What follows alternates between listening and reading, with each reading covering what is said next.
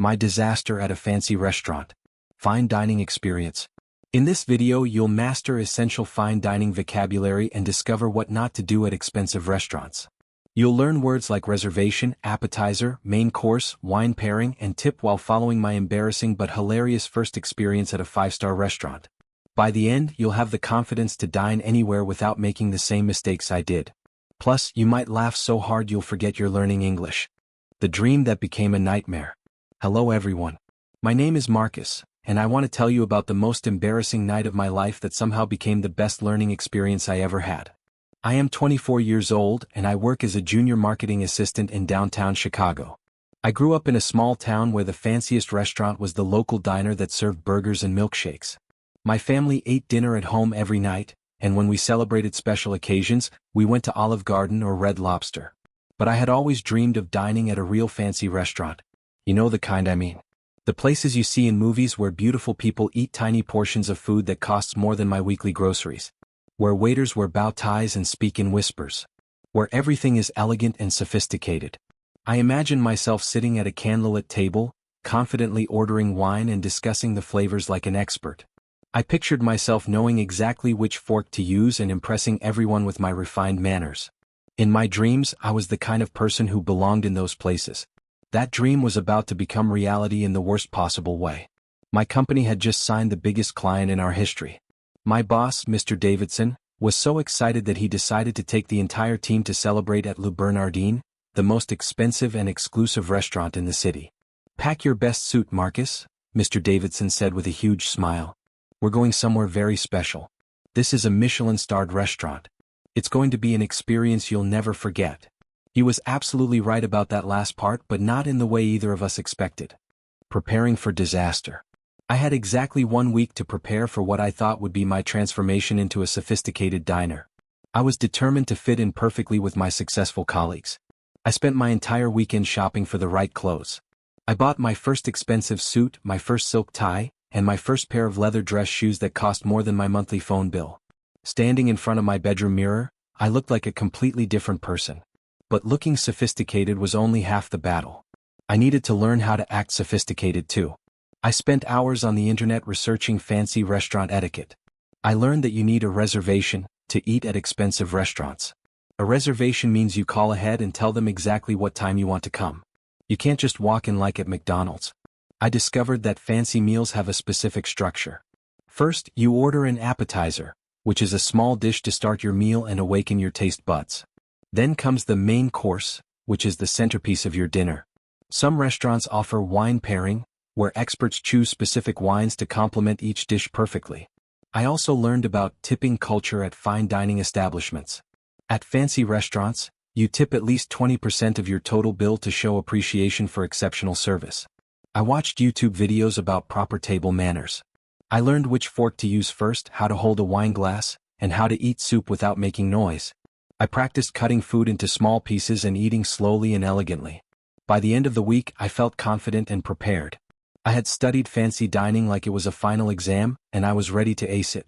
Looking back now, I realized that confidence based on internet research is like thinking you can swim because you watched videos about it. You're going to sink and it's going to be spectacular. First impressions and first mistakes. Friday evening arrived, and I put on my new suit with the careful precision of a knight putting on armor.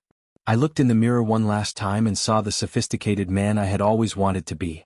I arrived at Le Bernardin 15 minutes early, just like the etiquette websites had advised. The restaurant was located in an elegant building that looked more like a museum than a place to eat dinner. A tall man in an impeccable black suit stood at the entrance like a guardian of sophistication. "Good evening, sir. Do you have a reservation?" "Yes," I replied, trying to sound confident and worldly. "The reservation is under Davidson for 7:30. He checked his leather-bound list with the seriousness of someone reviewing state secrets. "Of course, Mr. Davidson's party. You're the first to arrive. Would you care to wait at our bar?" I nodded, thinking this was going perfectly. I was early, I looked good, and I was handling everything like a professional. The bar area was dimly lit with soft jazz music playing in the background. Everything was made of dark wood and polished brass, and the atmosphere whispered wealth and exclusivity. A bartender approached me with a warm smile. "What can I prepare for you this evening, sir?" This was my first real test and I was determined to order something sophisticated. I had seen people in movies ordering martinis, so I decided that was the perfect choice for a refined gentleman like myself. "I'll have a martini, please," I said confidently. "Excellent choice, sir. Would you prefer gin or vodka? Olive or twist? Dry or dirty?" My confidence evaporated instantly. I had no idea there were so many different types of martinis. In my small town, a martini was just a martini. I said, my sophisticated facade cracking already. "Surprise me?" The bartender smiled kindly and prepared what I later learned was a classic gin martini with olives. When he placed it in front of me, it looked exactly like the martinis I had seen in movies. I picked up the glass and took a big gulp like I would with a beer. The taste hit me like a punch to the face. It was incredibly strong and bitter, nothing like the smooth, sophisticated drink I had imagined. I tried not to make a face, but I'm sure my expression gave away my shock. The bartender pretended not to notice, but I caught him hiding a smile. The team arrives. 20 minutes later, my colleagues started arriving, and I was relieved to have backup. Mr. Davidson came in first, followed by Sarah from accounting, Jennifer from sales, and Robert from human resources. Everyone looked effortlessly elegant and comfortable, like they had been born knowing how to navigate fancy restaurants. I suddenly felt like a child playing dress-up in adult clothes. "Marcus," Mr. Davidson said, shaking my hand warmly. "You look fantastic. Are you excited for your first fine dining experience?" "Absolutely," I lied, hoping my nervousness didn't show. We were escorted to our table by a hostess who glided across the dining room like she was floating. Our table was beautifully set with more silverware than I had ever seen in one place. There were multiple forks, knives, spoons, and at least 4 different glasses. I stared at the place setting like it was a puzzle I needed to solve. Which fork was for what? Why were there so many glasses? Was there a secret code I was supposed to know? "Isn't this wonderful?" Jennifer said, settling into her chair with natural grace. "I love coming here. Their seafood is absolutely divine." Everyone nodded in agreement while I smiled and pretended to understand what made seafood divine instead of just good. A new server appeared at our table. He was tall and elegant, with perfectly styled hair and a manner that suggested he knew more about food than I knew about anything. "Good evening, ladies and gentlemen. I'm Thomas and I'll be your server tonight. Welcome to Le Bernardin. Have any of you dined with us before?" "Several times," Mr. Davidson replied. "But this is Marcus's first visit." Thomas turned to me with a warm, professional smile. "Welcome. You're in for an extraordinary culinary journey. We specialize in French seafood cuisine, and our chef has prepared some exceptional dishes for this evening." I nodded enthusiastically, trying to look like someone who regularly went on culinary journeys, instead of just eating dinner. The menu catastrophe. Thomas presented us with menus that looked more like small books. The covers were made of expensive paper, and the text inside was written in elegant script that was almost too fancy to read. I opened my menu and immediately felt overwhelmed. Every dish had a name in French followed by a description that included words I had never heard before.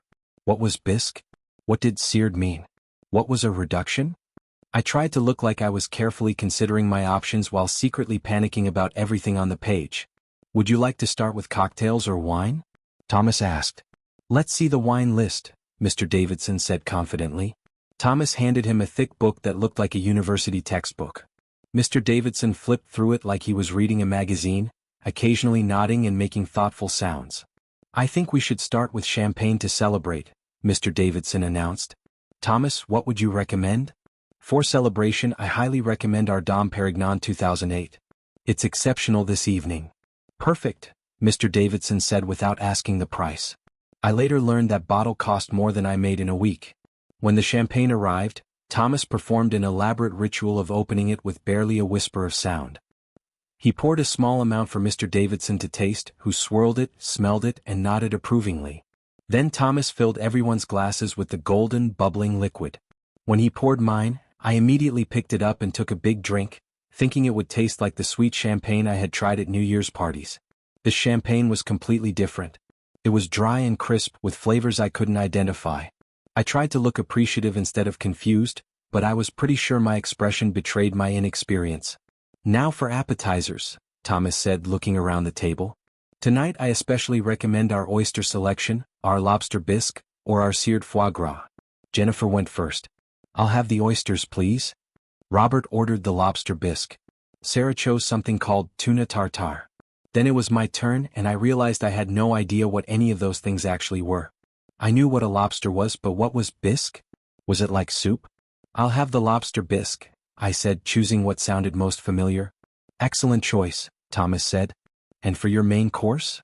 I looked at the menu again, searching for something I recognized. I saw duck breast, and thought that sounded reasonably familiar. The duck breast, please, I said with more confidence than I felt. Wonderful. How would you like that prepared? Rare, or medium? I froze. You could order duck cooked different ways?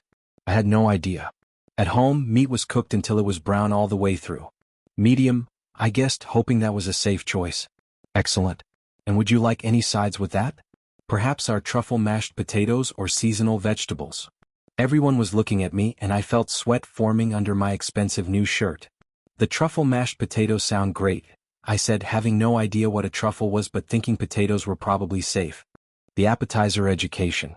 When our appetizers arrived, I received my first real lesson in fine dining.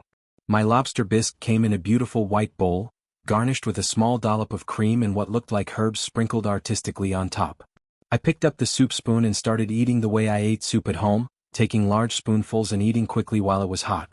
Slow down, Marcus, Mr. Davidson said with a gentle laugh. This isn't fast food. Fine dining is about savoring each bite and appreciating the chef's artistry. I looked around the table and realized everyone else was eating much more slowly, taking small spoonfuls and pausing between bites like they were analyzing each taste. The soup was actually incredible once I slowed down. It was rich and creamy, with a deep lobster flavor that was unlike anything I had ever tasted. But I had already eaten half of it in the time it took everyone else to have 3 spoons. I forced myself to slow down and try to match their pace, but it felt unnatural. At home, dinner was something you did quickly so you could get back to watching TV or doing other things. Here, eating seemed to be the main event. This bisque is exceptional tonight, Sarah commented. The chef has really perfected the balance of flavors. Everyone murmured agreement and continued their slow, thoughtful eating. I nodded along, pretending I could identify the balance of flavors, instead of just thinking it tasted like really good lobster soup. As I struggled to eat at the proper pace, I watched Jennifer eat her oysters. She squeezed lemon on each one, lifted it to her mouth and swallowed it whole. It looked like the most sophisticated thing I had ever seen, but also slightly terrifying. Robert was eating his appetizer with perfect technique, cutting each piece into precise bites and chewing thoughtfully. Everything he did looked effortless and natural. I felt like I was learning a new language, except instead of words, I was learning how to move and eat and exist in this elegant world. The main course revelation. When our main courses arrived, I faced my biggest challenge yet. My duck breast was beautifully presented on a white plate with colorful vegetables arranged around it and a dark sauce drizzled in an artistic pattern. But when I cut into the duck, I discovered something that made my heart stop. The inside was pink. Very pink. Almost red. I stared at my plate in horror. At home, pink meat meant undercooked meat. Pink meat meant you could get sick. Pink meat meant someone had made a serious mistake in the kitchen. I looked around the table nervously. Everyone else was cutting into their food and eating normally. Was I supposed to eat raw duck? Was this some kind of fancy restaurant thing I didn't understand? I cut a small piece and held it on my fork, trying to decide what to do. Should I ask if it was supposed to be pink? Should I send it back? Should I just eat it and hope for the best? Thomas appeared beside our table to check on our meals. How is everything this evening? Delicious, said Jennifer. Perfect, said Robert. Wonderful as always, said Mr. Davidson. Then Thomas looked at me. And how is your duck, sir? I looked down at my barely touched plate and made a decision that would haunt me for the rest of the evening. I think it might not be cooked all the way, I said quietly. The entire table went silent. Everyone stopped eating and looked at me, then at my plate, then back at me. Thomas looked at my duck with professional concern. I'm sorry, sir, but duck breast is traditionally served medium rare to medium. However, if you would prefer it cooked more thoroughly, I would be happy to have the chef prepare another one for you. The silence at our table was deafening. I could feel my colleagues' eyes on me, and I knew I had just revealed my complete ignorance about fine dining. That would be great, I said, my voice barely above a whisper. Of course, sir. I'll have that right back to you. Thomas took my plate away and I sat there feeling like I had just failed a test that everyone else had passed easily. Don't worry about it, Sarah said kindly. Everyone has different preferences. But I could tell from the looks on their faces that ordering duck well done at a fancy restaurant was not just a preference. It was a mistake that announced to everyone that I didn't belong there. Learning through humiliation. While I waited for my new duck, I decided to stop pretending I knew what I was doing and start actually learning from the people around me. I watched how my colleagues held their forks and knives. I noticed they cut only one bite at a time instead of cutting up their entire piece of meat at once like I usually did. I observed how they placed their utensils on their plates when they paused to talk or drink. I paid attention to how they tasted the wine that Thomas poured throughout the meal. They swirled it gently in their glasses, smelled it before tasting, and took small sips instead of drinking it like water. When my new duck arrived, it was cooked all the way through, but I could tell it was drier and less flavorful than everyone else's food. Still, I ate it gratefully and tried to focus on learning rather than feeling embarrassed.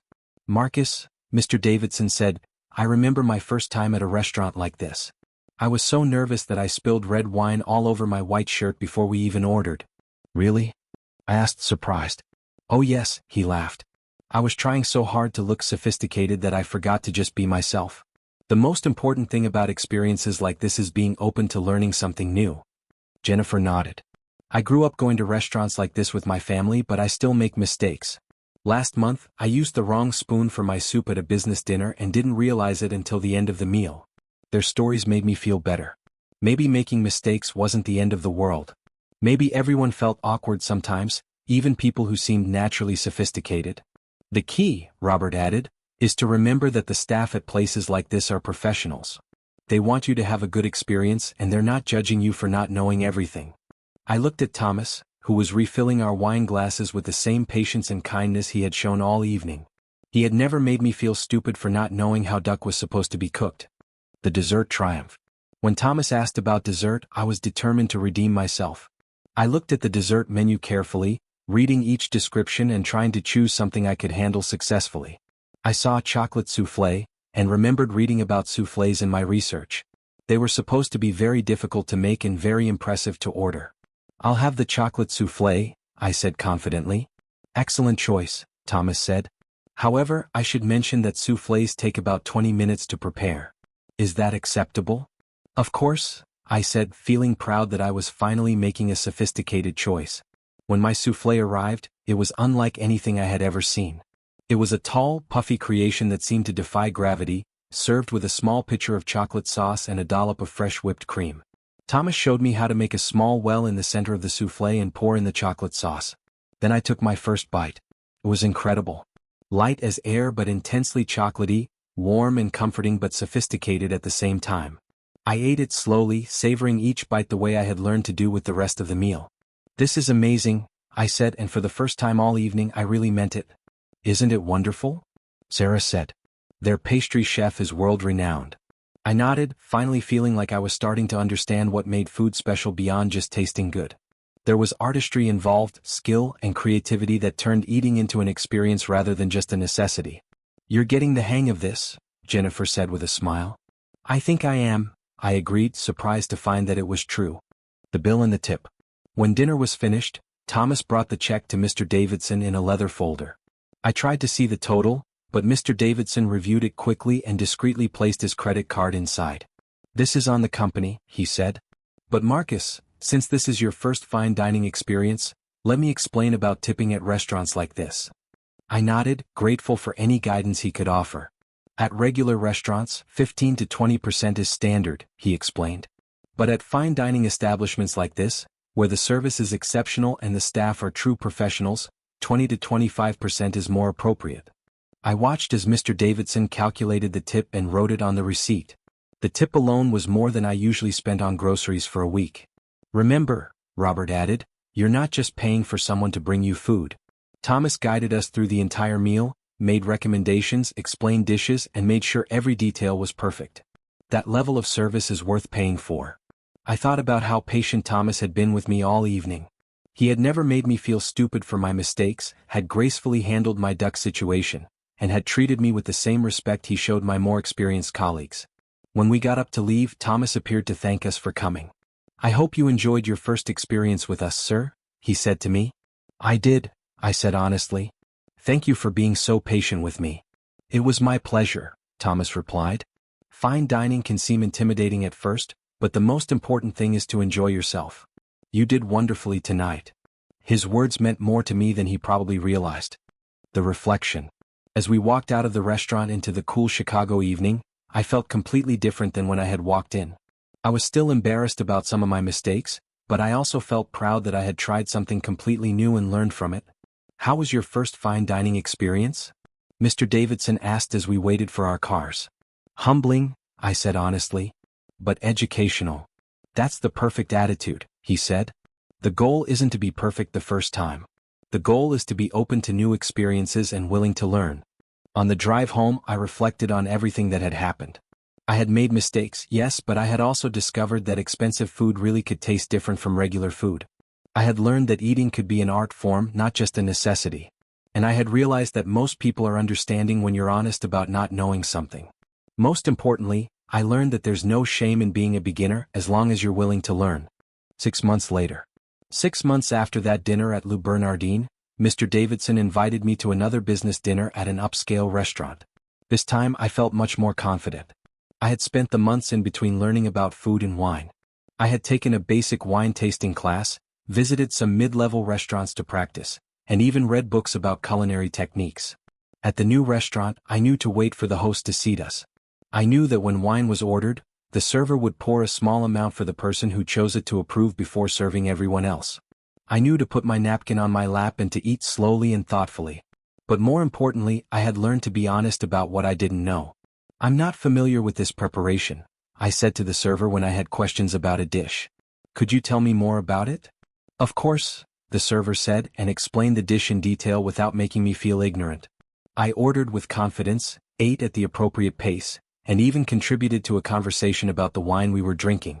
After dinner, one of my newer colleagues said, "Marcus, you really know your way around a fine dining restaurant." I think the secret is being comfortable with learning, I said. My first experience at a place like this taught me that it's okay not to know everything, as long as you're willing to ask questions and pay attention. Now, a year later, I genuinely enjoy going to nice restaurants. I still don't know everything about fine dining, but I'm not afraid to learn. I've discovered that good servers and fellow diners are usually happy to share their knowledge when you approach them with genuine curiosity rather than fake expertise. I even took my parents to a fancy restaurant for their anniversary. I was able to help them navigate the menu and explain some of the customs, which made me realize how much I had learned from that first disastrous experience. The real lesson. The most important lesson I learned from my disaster at Le Bernardin wasn't about which fork to use or how to order wine. It was about having the courage to try new things, the wisdom to admit when you don't know something, and the confidence to be yourself even when you're out of your element. Sometimes the best way to learn is to dive in completely unprepared and make spectacular mistakes. And sometimes the people around you are more understanding and helpful than you expect them to be. That embarrassing dinner changed my relationship not just with fine dining, but with learning in general. Now when I encounter something new and intimidating, I remember Thomas's patience, my colleagues' kindness, and my own ability to adapt and grow. Being sophisticated isn't about knowing all the rules from the beginning. It's about being gracious when you make mistakes, grateful when others help you learn, and confident enough to try again. And you know what? I still order my duck well done sometimes and I'm not embarrassed about it anymore. Because I learned that being authentic is more sophisticated than pretending to be someone you're not. Fine dining vocabulary. Let me explain the essential fine dining words that will help you feel confident at any upscale restaurant. A reservation is when you call a restaurant ahead of time to book a table for a specific time and date. At expensive restaurants, reservations are usually required because they are very popular and have limited seating. When you make a reservation, you give them your name, the number of people in your party, and your preferred time. An appetizer is a small dish served before your main meal. Appetizers are designed to stimulate your appetite and give you a taste of the chef's style. Common appetizers at fine dining restaurants include soups, salads, seafood, or small portions of specialty items. They are meant to be shared or eaten slowly while you wait for your main course. The main course is the central dish of your meal, usually featuring meat, fish, or pasta as the primary ingredient. This is typically the largest and most substantial part of your dinner. The main course is often accompanied by vegetables and starches, and it represents the chef's signature cooking style. Wine pairing is when the restaurant's wine expert, called a sommelier, recommends specific wines to complement each dish you order. Different wines enhance different flavors, so a good wine pairing can make both the food and wine taste better. The sommelier considers the ingredients, cooking methods, and flavors of your meal when making recommendations. A tip: is additional money you give to your server to show appreciation for good service. In American fine dining restaurants, tips are typically 20 to 25% of your total bill before taxes. The tip recognizes the skill and professionalism of your server, who does much more than just bring food to your table. Understanding these 5 words will help you communicate effectively at any upscale restaurant and feel more confident during your fine dining experiences.